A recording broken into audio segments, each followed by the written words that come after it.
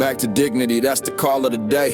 Where purpose hits different and hope finds its way. Investing in people and helping folks win at life. Turning struggle into power, turning pressure into light.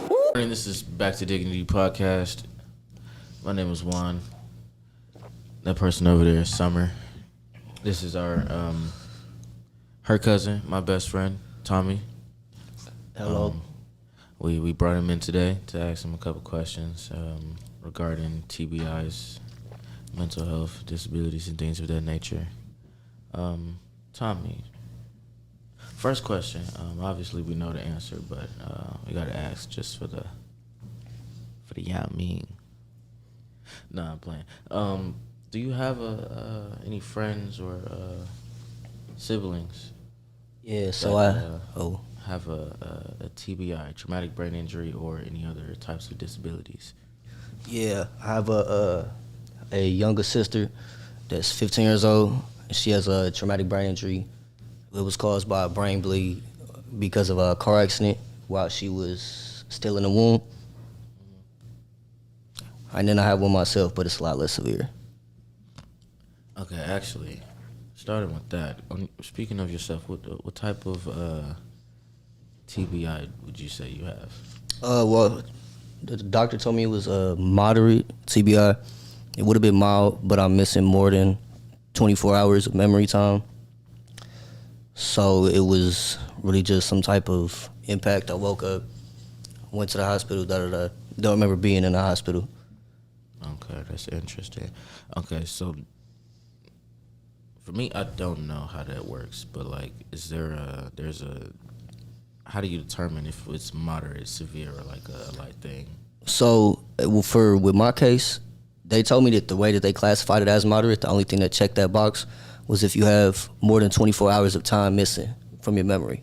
So like me, I woke up, didn't know I was in the hospital for neither of those 2 days.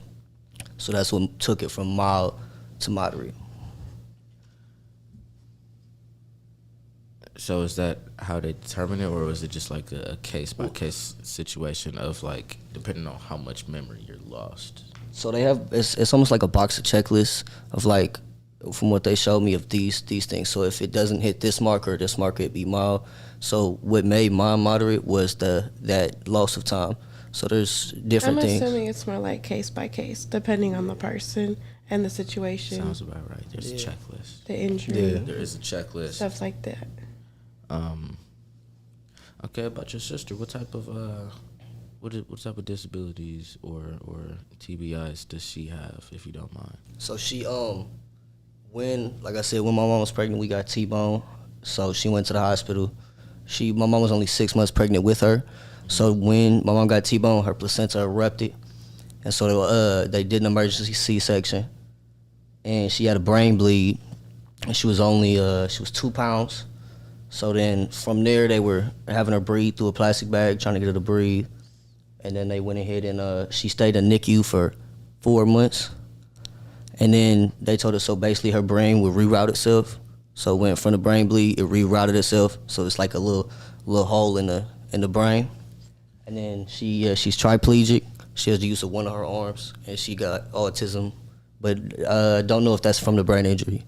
I just know she has had a nickname for the arm she doesn't use very well. What is it? Yes, it's lefty. So it's her left arm. So we believe that she would have been left-handed because she uses it a lot, but she doesn't have like full range of motion in her hands.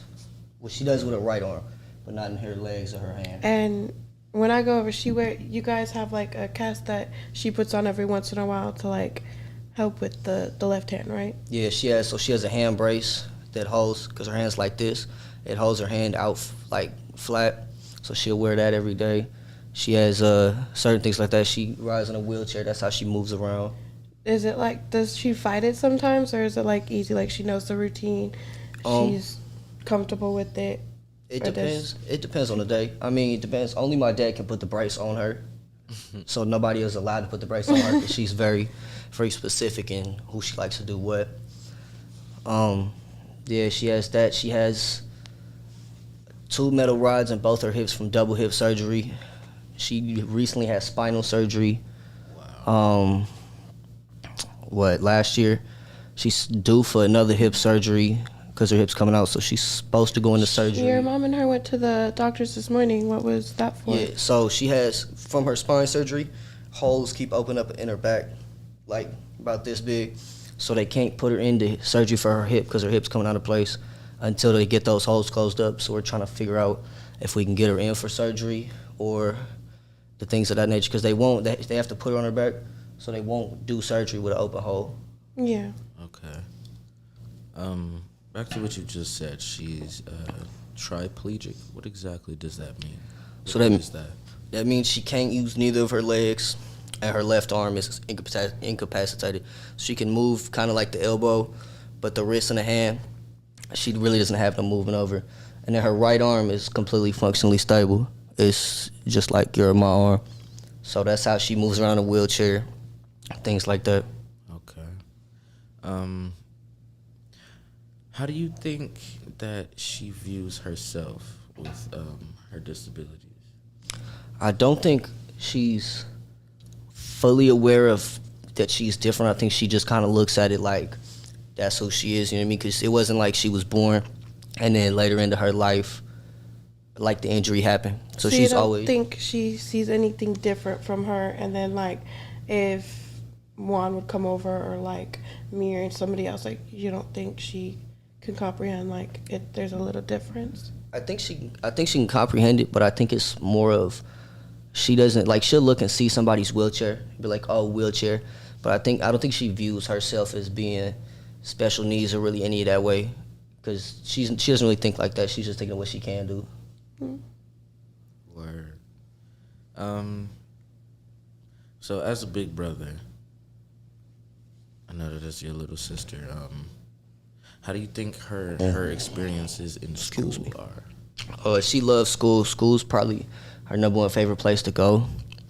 So she went to the same school all the way from kindergarten to 8th grade. And yeah, she loves school. She loves getting on the bus.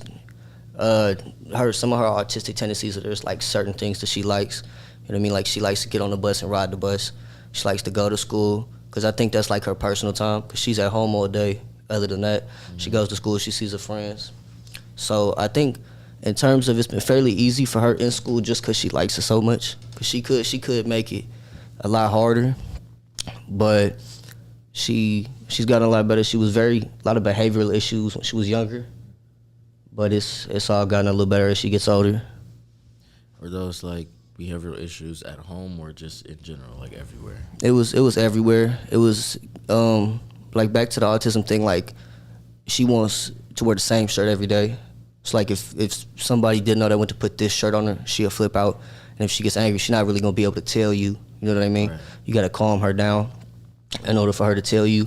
And she speaks, but it's slurred. There's certain words like when she talks with me, I can understand what she's saying because I know her a long time. You heard it, you can kind of understand what she's saying, but for some people it'd be hard to understand. So when she's with new people or like new teachers, she just recently went to new high school, so it can get hard in terms of that she'll flip out. And when she flips out, there's communication. How was it when she started the new school in high school, like all that changing?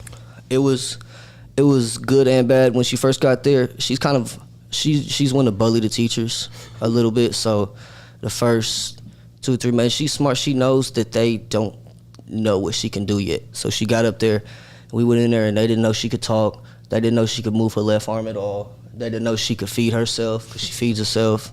She drinks, all that. They didn't know she could do anything. So we kind of realized, like, oh, so you obviously have the mental capacity to trick people, right? To show them that you know that they don't know what's going on. So yeah, but then she has a new teacher came in. I'm not gonna say her name because I don't know, but that's the one she listens to, because you got to kind of be stern with her, because she's a character. She'll run all over if you let her.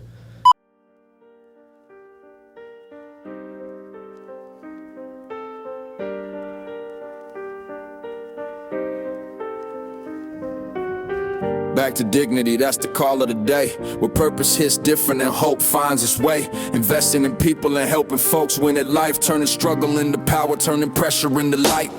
Pull back the curtain, let the real ones speak. Truth in the stories that we drop each week. From the front line hustle to the heart chat. The backstage podcast is where it's at. When the world gets heavy, come and take your seat. Where the mission is strong and the message is deep. Back to dignity. We're on that path, so step in the circle where the truth feels right. Where the grit meets the grace and the dark finds the light. If you're seeking direction, we can help with that. Yeah, the backstage movement keeps you coming back. Pull back the curtain, let the real ones speak. Pull back the curtain, let the real ones speak. Truth in the stories that we drop each week. From the front line hustle to the heart chat. The backstage podcast is where it's at. So take me back to dignity.